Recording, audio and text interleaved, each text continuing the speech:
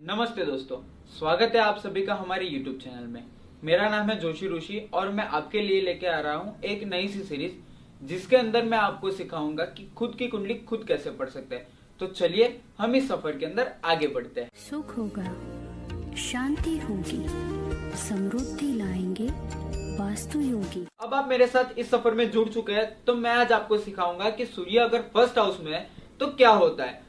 तो मैं आपको सबसे पहले ये बता दूं कि अगर कुंडली है तो उसके अंदर दो चीज ज्यादा इंपॉर्टेंस रखती है। पहली उसका भाव और दूसरा उस भाव में रखा हुआ प्लैनेट्स, यानी कि उसका जो भी हाउस है वो और उस हाउस के अंदर बैठा हुआ उसका प्लैनेट। ये दो चीज सबसे ज्यादा मायने रखती है, यानी कि वो दो ही चीज है जो सबसे ज्यादा मैटर करती है। तो अगर आपको भाव और ग्रह के बारे में नहीं पता तो हमें कॉमेंट करके बताएं ताकि उसके लिए हम डेडिकेटेड वीडियो बना सके।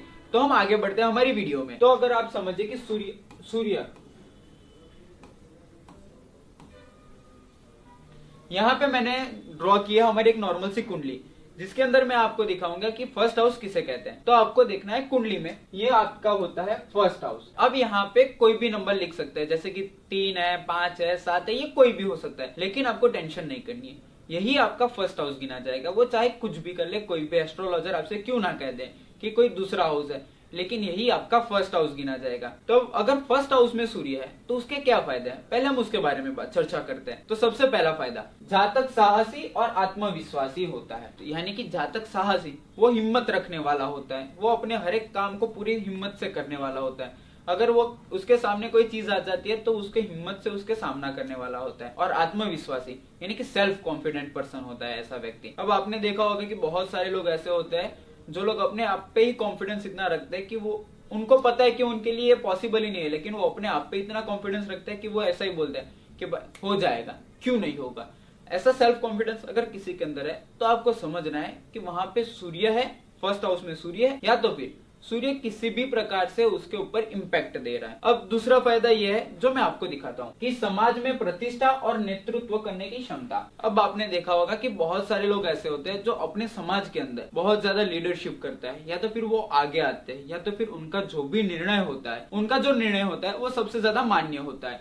जैसे कि आप बहुत सारे लोगों को देख रहे होंगे कि या तो फिर आपके ही घर में होगा ऐसा कुछ, या तो फिर आपके दोस्तों के बीच में कुछ ऐसा होगा कि एक दोस्त या तो फिर एक सदस्य जिसके निर्णय सबसे ज्यादा खास होते होंगे। तो ऐसा व्यक्ति जिसके अंदर लीडरशिप करने की भावना होती है या तो फिर लीडरशिप करने का इनबिल्ड होता है, क्योंकि सूर्य खुद एक राजा है तो वो आपको लीडरशिप करना ही सिखाता है। उसके बाद का फायदा मैं आपको दिखाता हूँ, मजबूत व्यक्तित्व और निर्णय लेने की शक्ति। अब आपने देखा होगा कि कुछ लोग ऐसे होते हैं कि जिनका डिसीजन तुरंत ही बन जाता है और वो जो डिसीजन बनाते हैं उसके ऊपर वो अड़िग रहते हैं, यानी कि उसके ऊपर वो चिपक जाते हैं कि उनको ये करना है, करना ही है। ऐसे व्यक्ति के अंदर आपको समझना है कि सूर्य फर्स्ट हाउस में, क्योंकि सूर्य एक राजा है, उसका निर्णय लेने की शक्ति बहुत ही ज्यादा अच्छी होती है, जिसकी वजह से अगर किसी की कुंडली में सूर्य फर्स्ट हाउस में तो उसकी निर्णय लेने की शक्ति बहुत ही ज्यादा अच्छी होगी। और ऐसा व्यक्ति दृढ़ निष्ठा के साथ कार्य करता है, जिसकी वजह से समाज के अंदर उसकी प्रतिष्ठा बनी रहती है। जैसे कि कोई समाज में गया या तो फिर कोई दोस्तों के बीच में गया तो उसका मान, सम्मान, आदर सब उसको प्राप्त होता है। उसके बाद का फायदा, उच्च शिक्षा और करियर में सफलता। अब आप समझिए कि सूर्य आपको सब कुछ दे रहा है, डिसिप्लिन दे रहा है, आपको सोचने की शक्ति दे रहा है, अच्छा दृढ़ निर्णय लेने की शक्ति दे रहा है, यानी कि क्विक डिसीजन, पावरफुल डिसीजन देने की शक्ति दे रहा है। तो आप खुद सोचिए, ऐसा व्यक्ति अपने दिमाग पे पूरी तरीके से कंट्रोल कर सकता है। अगर किसी व्यक्ति को सफल होना है तो उसके लिए उसको क्या चाहिए, निर्णय लेने की शक्ति, यानी कि डिसीजन कैसे लेते हैं वो। दूसरी चीज कि उसके पास नॉलेज होना चाहिए। जो सूर्य खुद एक ज्ञान का देवता है तो वो आपको नॉलेज देगा ही देगा। तीसरी चीज, उसको अपने आप पे भरोसा होना चाहिए, यानी कि सेल्फ कॉन्फिडेंस। अगर ये तीन चीज मिल जाती है तो इंसान अपने आप सक्सेसफुल बन जाता है। आपने बहुत सारे ऐसा एग्जाम्पल देखे होंगे कि जो लोग सक्सेसफुल हो जाते हैं, तो सूर्य आपको ये तीन चीज एक साथ देता है तो व्यक्ति सक्सेसफुल होता ही होता है। अगर किसी की कुंडली में फर्स्ट हाउस में सूर्य है और आपको डाउट हो रहा है कि ये कुछ कर नहीं पा रहा है, ये कुछ नहीं कर पा रहा है, ये उसका कुछ हो नहीं रहा है, तो आप टेंशन मत लीजिए, थोड़ा सा टाइम दीजिए और उस व्यक्ति को सलाह दीजिए कि वो अपने डिसिप्लिन को कायम रखे, अपने निर्णय लेने की शक्ति को और ज्यादा मजबूत बनाए, और अगर उसको सेल्फ डाउट है तो उसको दूर करके सेल्फ कॉन्फिडेंस की ओर जाए, ताकि उसका फायदा ये होगा उसको कि वो सक्सेसफुल जल्दी बनेगा, क्योंकि उसके साथ सूर्य जुड़ा हुआ है। तो अगर सूर्य फर्स्ट हाउस में है तो ऐसा व्यक्ति बहुत ही ज्यादा सक्सेसफुल बन सकता है। उसके बाद का फायदा मैं आपको दिखाता हूँ कि सरकारी क्षेत्र में लाभ। अब समझिए, यहाँ पे हमारे भारत या तो फिर ये एस्ट्रोलॉजी बहुत सारी कंट्रीज के अंदर फॉलो की जाती है। तो आप ये सोच रहे होगे कि हर एक जगह पे गवर्नमेंट थोड़ी किसी को जॉब देगी, ये पॉसिबल ही नहीं है, क्योंकि गवर्नमेंट के पास भी इतनी ज्यादा जॉब्स नहीं है। तो आपकी ये मान्यता रखना कि गवर्नमेंट ही हमें जॉब देगी, ये पॉसिबल नहीं है। लेकिन ये हो सकता है कि सूर्य अगर फर्स्ट हाउस में है तो ऐसे इंसान को गवर्नमेंट के थ्रू या तो फिर गवर्नमेंट के माध्यम से या फिर गवर्नमेंट की किसी ग्रांट की वजह से उसको पैसे मिल सकते हैं। जैसे कि समझिए मैं कोई कॉन्ट्रैक्टर हूँ, तो मेरे पास कोई कॉन्ट्रैक्ट आया जो गवर्नमेंट लेके आई है, तो इनडायरेक्टली वो पैसे गवर्नमेंट के हुए। या तो फिर मेरा कोई सलून है जहाँ पे बहुत सारे लोग आते हैं, लेकिन उसमें से ज्यादातर आने वाले लोग कोई गवर्नमेंट ऑफिसर हो गए या तो फिर उनकी वाइफ होगी, तो इनडायरेक्टली वो भी पैसे मेरे पास गवर्नमेंट से ही आ रहे हैं। तो इस प्रकार से भी सूर्य आपकी सहायता कर सकता है। यानी कि सूर्य अगर फर्स्ट हाउस में है तो आपको सरकारी क्षेत्रों से लाभ प्राप्त करवा सकता है। अब ये सब बात हो गई उसके फायदे की। अब आपको पता ही होगा कि कोई चीज अगर फायदे देती है तो उसके नुकसान भी होते हैं, यानी कि हर एक चीज के प्रोज भी होते हैं और कॉन्स भी होते हैं। तो अब हम बात करेंगे उसके नुकसान के बारे में। तो सबसे पहला नुकसान क्या है, देखते हैं कि घमंड और अहंकार की प्रवृत्ति। अब आप खुद समझिए, जिस इंसान के पास अच्छा सा नॉलेज हो, अच्छा सा सेल्फ कॉन्फिडेंस हो, अच्छी सी सक्सेस हो, अच्छे से पैसे हो, अगर इस व्यक्ति के अंदर घमंड नहीं आएगा तो क्या आएगा। हाँ, मैं ये नहीं बोल रहा हूँ कि सब लोगों के अंदर घमंड आता है, लेकिन ज्यादातर लोग ऐसे होते हैं जो क्विक सक्सेस की वजह से घमंड से चूर हो जाते हैं, यानी कि वो इगोइस्टिक हो जाते हैं, जो सूर्य की देन है। अगर आप उसके दिए हुए ज्ञान को या तो फिर उसके दी हुई सक्सेस को हैंडल नहीं कर सकते तो आपके अंदर आ सकता है बहुत ही ज्यादा ईगो।